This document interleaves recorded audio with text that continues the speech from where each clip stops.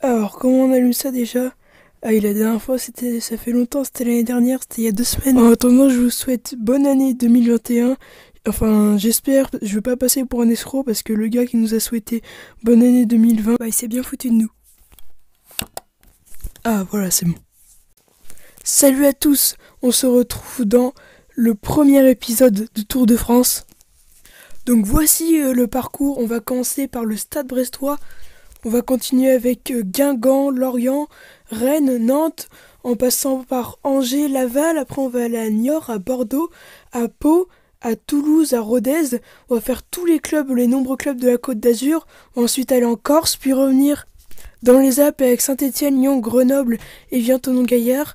Ensuite on va aller à Clermont-Ferrand, Châteauroux, Tours, Orléans. Ensuite en Bourgogne avec Auxerre, Dijon, Guignon, Sochaux, tous les clubs de l'Est. On va revenir vers Paris et ensuite tous les clubs du Nord et en finissant en Normandie par le SM Caen. Voilà, c'est un parcours qui m'a paru bien. Donc ce premier épisode sera sur le Stade Brestois. Ah oui, et une dernière chose avant de commencer, ce sont les anciennes régions sur la carte. Mais de 1, c'est pas très grave. Et de 2, je me suis rendu compte qu'au milieu, et vu que j'ai mis plusieurs jours à faire cette carte, à mettre chaque logo sur la carte, bah c'est pas très grave et en plus ça permet de mieux se repérer. Allez, j'ai trop traîné, cette fois c'est parti.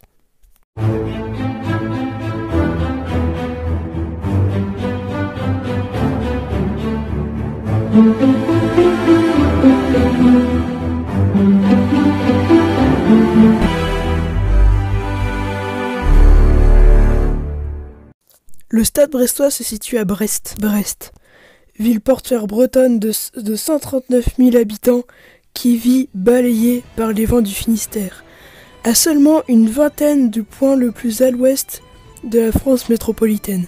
À Brest, on est fier d'y être breton et on vit au rythme de son port et de l'activité maritime. Actuellement en Ligue 1, le Stade Brestois ne l'a pas toujours été. Dans leur stade de 15 000 places Francis Leblay, les supporters ont pu voir des soirs de joie comme de tristesse, des relégations comme des promotions. 1. L'Armoricaine de Brest. En 1903, la section sportive du patronage catholique Saint-Louis prend le nom de l'Armoricaine de Brest. Ce patronage regroupe plus de 400 enfants et 500 jeunes qui peuvent y faire diverses activités, dont le football. Leur devise est Penuel, qui signifie en breton tête haute. En 1922, la section football se développant de plus en plus, l'abbé Causanet fait construire un stade à la place de l'actuel stade Francis Leblay. Il est inauguré le 9 février 1923 lors d'un match contre le Stade français. L'Armoricaine dispute les 16e de finale de Coupe de France en 1921 et en 1927. En 1926, elle est sacrée championne de France des Patros. Entre les deux guerres, 3 de leurs joueurs ont honoré une sélection en équipe de France. 2. Un concurrent à l'AS Brest, le Stade Brestois. En 1950, le chanoine Balbou eut une idée pour faire une concurrence chrétienne à l'AS Brest, qui était alors l'équipe la plus forte à Brest et qui était une équipe laïque. Alors, sous son impulsion fusionnèrent les 5 patronages de Brest. L'Avenir, la Milice Saint-Michel, les Jeunes de Saint-Marc, la Flamme, le Pilier Rouge et l'Armoricaine de Brest, que nous venons de voir tout à l'heure. Et tout ça créa l'arme du chanoine Balbou pour faire concurrence à l'AS Brest, le Stade Brestois. Ouais, mais pour l'instant, il est encore loin d'arriver en Ligue 1. Il prend donc la place de l'Armoricaine de Brest en Ligue de Bretagne, parce que l'Armoricaine, c'était vraiment une grosse équipe, même si c'était qu'un patronage, et c'était le principal patronage, c'est pour ça que je vous en ai parlé avant. C'est cette équipe qu'on considère comme l'ancêtre du Stade Brestois. En 1958, ils atteignent le CFA, donc c'est l'équivalent de la nationale aujourd'hui, grâce au désistement des voltigeurs de Châteaubriand. Et qui avait aussi en CFA l'AS Brestois. Ils arrivent au même niveau. Et un an plus tard, il y a donc le derby Stade Brestois, AS Brestois, et le Stade Brestois l'emporte 3-2. Lors de la saison 1970-71, le Stade Brestois profite de l'élargissement de la 2e division pour monter. A noter qu'à l'époque, la 2e division n'était pas professionnelle, donc le Stade Brestois était toujours un club amateur. Mais c'était la première fois qu'ils arrivaient à cet échelon, et c'est tout de même l'antichambre du football professionnel. 3. La montée en puissance. La saison 1978-79 est une saison historique pour le Stade brestois. Non seulement c'est leur première saison en tant que professionnels, même s'ils sont toujours en deuxième division, mais en plus c'est l'une de leurs années les plus glorieuses. Emmené par les attaquants Patrick Marté, Willem Leté-Mahelu, l'expérimenté Louis Floch et le gardien Daniel Bernard, le Stade brestois enchaîne les victoires et se rapproche de la montée. À la mi-saison, ils sont premiers.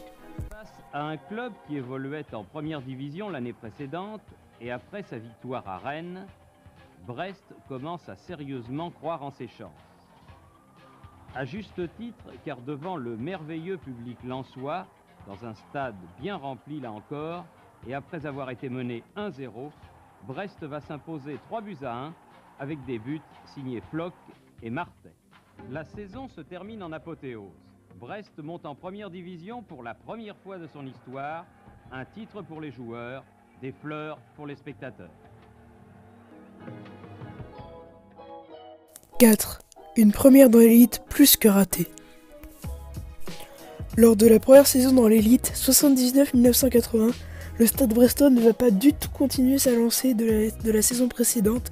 Il faudra attendre la 16e journée pour voir une première victoire du Stade brestois. Les Tisefs terminent à l'image de leur maillot lanterne rouge et descendent aussi vite qu'ils sont remontés. 5. Une stabilisation. Le Stade brestois va remonter directement la saison suivante. François Vinec va devenir le nouveau président et le Stade brestois va se maintenir durant 7 saisons.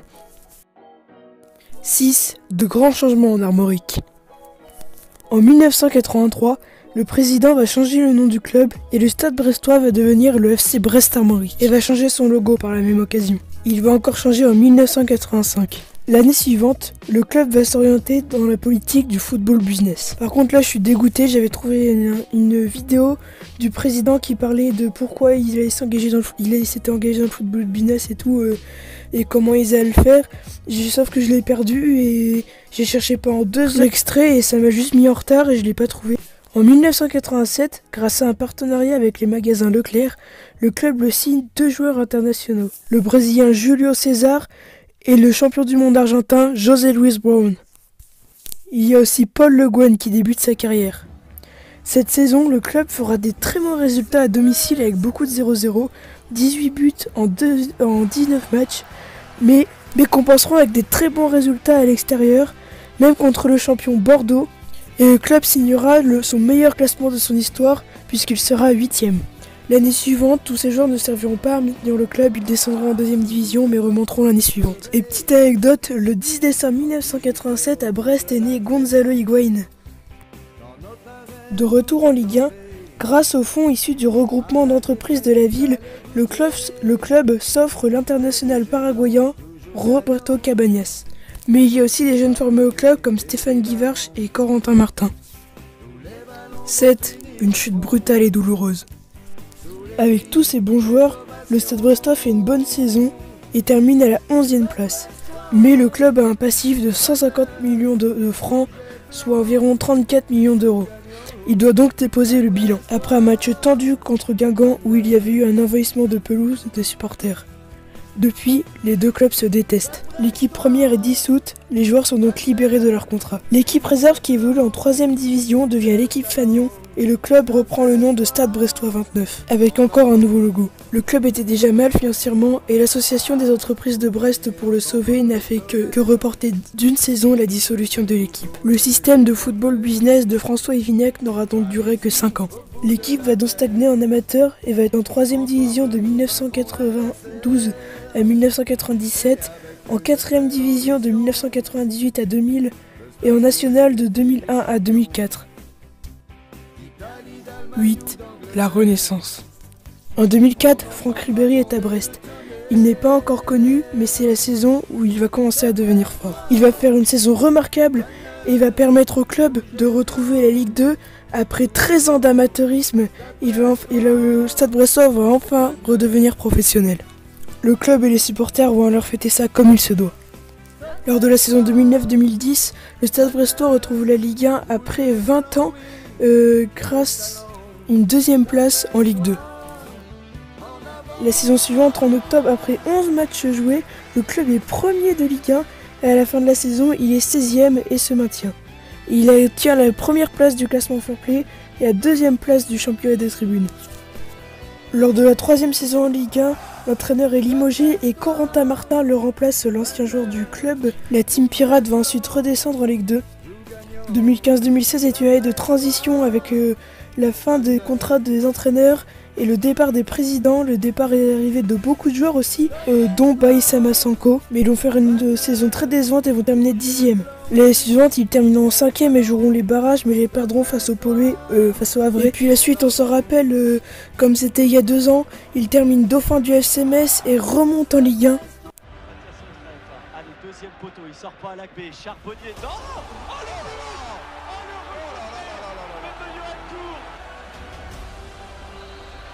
Et la délivrance. Ça y est. Quelle est belle cette image. Quentin Bernard au sol, comme s'il ne réalisait pas. Anthony Weber qui se jette sur lui. Kevin Magny qui se jette sur ses 2 coéquipiers. Jean-Marc Furlan un peu plus dans la retenue. Il est toujours... Ce que je retiens de tout ça là, c'est que vous voyez, c'est possible de monter en Ligue 1 avec Tony Weber et Johan Cour dans son équipe. C'est possible. Alors pourquoi on perd contre Pau? Le buteur Gaëtan Charbonnier finit meilleur buteur de Ligue 2 avec 27 buts, un record depuis 1979. Voilà, la saison de retour en Ligue 1 de Brest se soldera par une 14e place dans une saison coupée par la Covid-19. Et là, au moment où je tourne cette vidéo, ils sont 11e, mais ça aura déjà changé quand vous la regarderez. 7. Palmarès et résumé. Alors, résumé le plus vite possible. Le Stade Brestois a été créé pour faire concurrence à l'AS Brest, un club laïque. Il a été créé à partir de 5 patronages catholiques. C'est ensuite devenu le Brest Armorique. Il y a eu des hauts et des bas, dont la relégation en 3ème division dans les années 90. Ensuite, ils sont revenus en force avec Franck Ribéry. Et les Tisef sont à présent en Ligue 1, avec pour nom Stade Brestois 29. Leur stade est un stade de 15 000 places. Le stade Francis Leblay, le nom du maire dans les années 80, il y a d'ailleurs des projets de rénovation. L'affluence moyenne en ce moment est de 13 000 supporters. Alors il y a eu 15 saisons en première division, 24 en deuxième division, dont 2 fois champion, 18 troisième division, donc nationale. Le joueur le plus capé est René Tréguer avec 309 matchs joués dans les années 70. Et le meilleur buteur est Böcher avec 64 buts dans les années 80. Sur ce, j'espère que j'ai tout dit, j'espère que ça a été intéressant. Si vous êtes là, ça fait 12 minutes, donc ça veut dire que ça vous a intéressé. Dites-le moi dans les commentaires si vous êtes arrivé jusqu'ici, ce sera intéressant. Vous pouvez mettre un pouce bleu, vous abonner, tout ça. Ça m'a pris énormément de temps à faire cette vidéo, au moins une bonne dizaine d'heures. Le prochain épisode sera sur l'En Avant Guingamp, le rival de la Team Pirate. Si vous voulez pas le rater et que vous n'êtes pas abonné, bah abonnez-vous. Et je vous dis salut!